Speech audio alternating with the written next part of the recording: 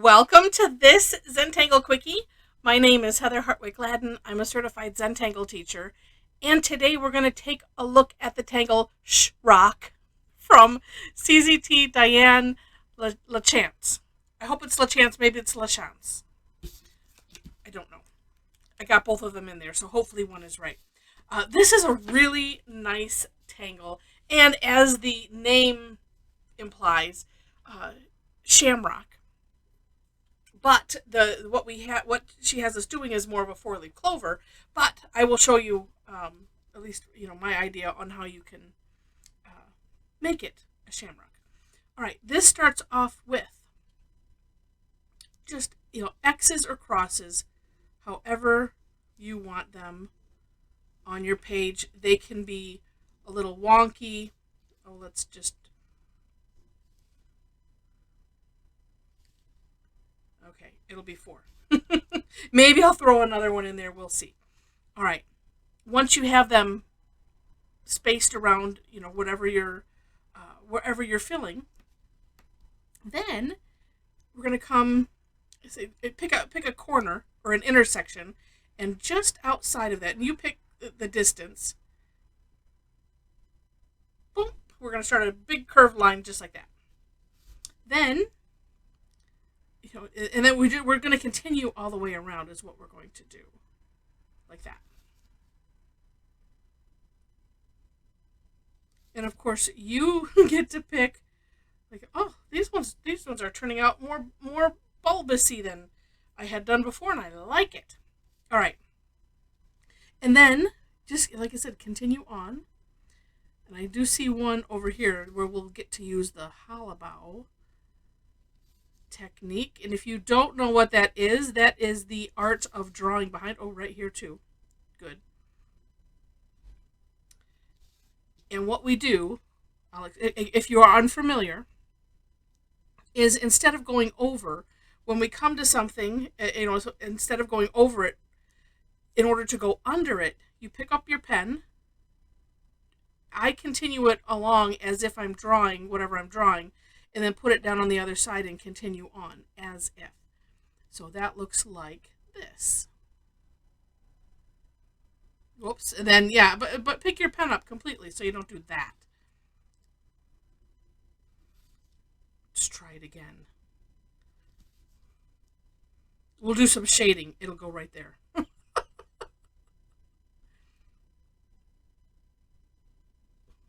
Like that.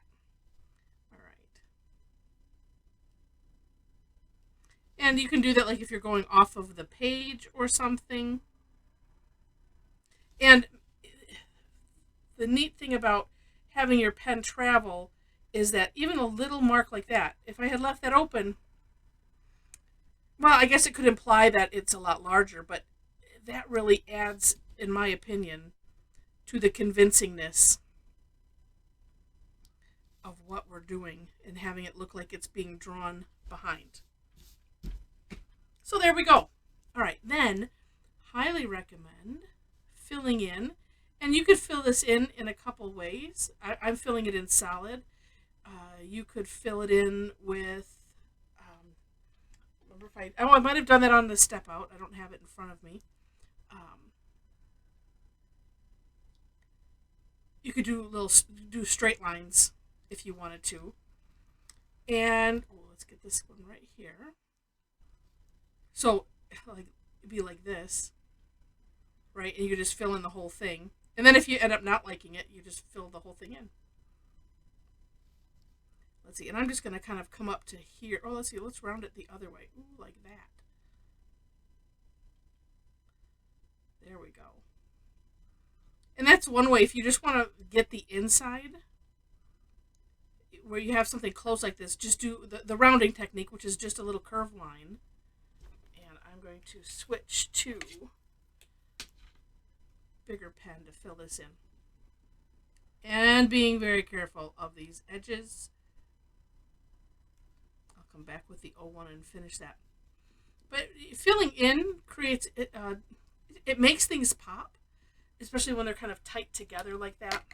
But you don't have to do all of the outside. You see it can work just fine, just like this. Super neat. Now, if we wanted to add some shading, let's start with where I said I was going to start right here. This is I call them course corrections. So where something happens that you're like, oh no, that's where, we look at different things we can do. One is, well, how do I want to shade this? Well, let's start by looking at where, something happened that I didn't like. And then we go from there. And where's my tortillon hiding? Oh, here's one. Making sure that it's graphite and not just a dark other color.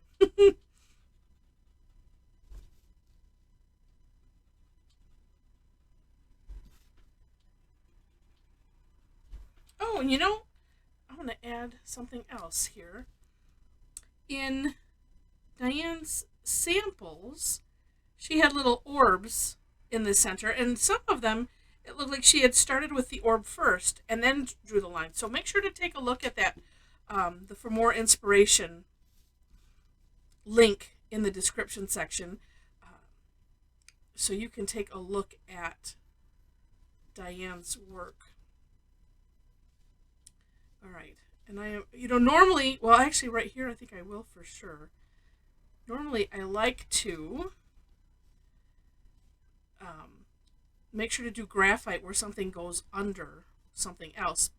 But as I was doing this, I didn't want it to interfere with, like right here, because I have graphite on this side, and, well, but I still can, and we can maybe do it a little bit darker.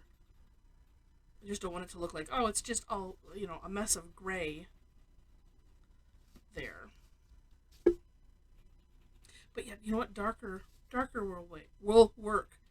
That's why they call it shades of gray. And I could put some graphite in that center too.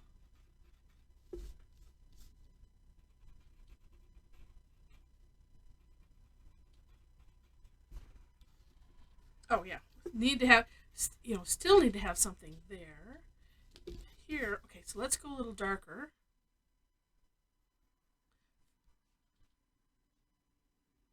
We'll do that one first.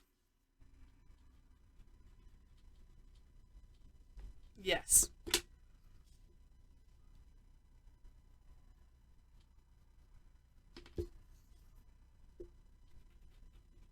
It's nice because it can serve kind of two purposes. Normally in Zentangle, we don't worry about, light source or anything. We look at the shading as, where it's dark, it recesses things, and where it's lighter, it brings them up. So it kind of makes things dimensional. Yeah, like that. So play with that. That's why one of the reasons I like to start lighter, because that way if I decide to do something else, then you can and play with that. But look at it makes such neat dimensions. All right, now I mentioned that this is a 4-leaf clover. A shamrock is 3. So what I did was I started off and so when we get the I don't know if you can quite see it, the colors of the Irish flag. It kind of looks brownish, but that's supposed to be orange in the middle. Started off the same way. Ooh, and I should put, I like that, the little orb in the center. That's kind of nice. And you can have extra fun with that if you want. And then just, I did the same thing, just only on 3 of them. And then actually I made like a little heart shape at the top, as a clover might be. You could just do it this way and just leave the one empty. I had tried it with, kind of coming straight down, and it just looked like that. So I thought, no, let's just have fun with it. And then I was playing with some chalk pastels. And this has lines, and I have them going in different directions. Again, just having fun playing with it. And but neat tangle. It's nice to have ones like this that are simple. They're simple and can be impactful at the same time. So just really, really neat. So you could use it to fill in a section. I could see you using it as a border even. Just depends on how you want to place those beginning X's. So fill in, just a little accent, so many different uses that I can see in my head for this. So hope you enjoyed it. If you did, would love to have you click the like button. And while you're at it, if you haven't subscribed yet, would love to have you be a subscriber to the channel. I mentioned the description section. I always do my own version of the step out, so you will see that, as well as a link to Diane's that I put for more inspiration, and then a link, that's what that is. Below that, ways to connect with me if you wish. I have a link to my website where you can follow my blog there if you like. And let's see. Below that, I have a link to my Facebook page. Follow me there. And also, if you happen to be on Facebook, we have an amazing private Facebook group, Tangle Addicts Community, and some days it's just no words can describe how cool everybody is, how, and the art, the love for the art form, the understanding that we all come from different places and different abilities, and some have different challenges, and we embrace everything and celebrate everything, and it's glorious. So if you would like to join a community like that, we'd love to have you. To let you know, there are membership questions in order to gain membership, so make sure you answer those.